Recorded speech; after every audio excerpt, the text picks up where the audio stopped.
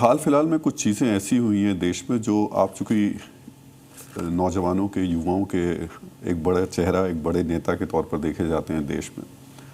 लेकिन पिछले कुछ दिनों में जो नौजवानों का एक चेहरा देखने को मिला है देश में, वो बड़ा ख़तरनाक ट्रेंड के तौर पर नज़र आया है। ख़ास तौर से आपने देखा होगा दिल्ली ब्लास्ट में पढ़े लिखे नौजवान डॉक्टर्स जो है वो आतंकवाद के रास्ते पे चलते नज़र आए।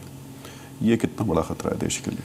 ये बहुत बड़ा खतरा है और ये बहुत बड़ी चिंता का विषय है।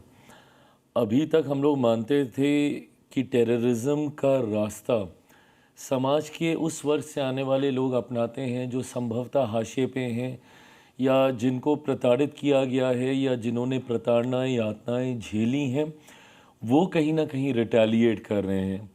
बट ऐसे में जब वाइट कॉलर टेररिज्म आपको देखने को मिलता है, समाज का ऐसा वर्ग जो कि पढ़ा लिखा है, सक्षम है, आर्थिक सामाजिक तौर पर सामर्थ्य है, वो लोग अगर इसके साथ जुड़ रहे हैं तो ये तो सुनियोजित तरीके से देश को बर्बाद करने की साजिश रची जा रही है। आप बिहार फर्स्ट, बिहारी फर्स्ट की बात करते हैं।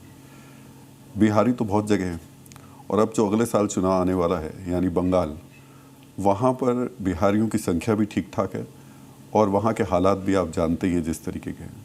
क्या चिराग पासवान बंगाल जाएंगे उन बिहारी वोटर्स के जो जिस तरीके का प्रचार, जिस तरीके का आपने कैंपेन यहाँ किया, क्या बंगाल में भी आप उसी तरीके से उतरेंगे?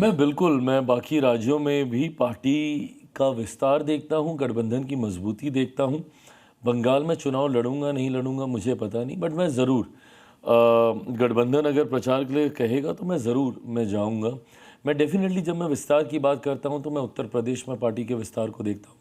आज मुझे खुशी है कि पार्टी ना सिर्फ बिहार में हमारे 5 सांसद, हमारे 19 विधायक, बल्कि नागालैंड में हम लोग के 2 विधायक हैं, झारखंड में हम लोग का 1 विधायक, 1 सीट पर हम लोग चुनाव लड़े, 1 विधायक हम लोगों ने जीतने का काम किया।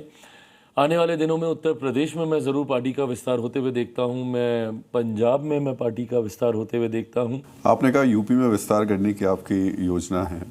योगी आदित्यनाथ बिहार में भी आए थे और बहुत क्रेज़ भी उनका देखने को मिला था।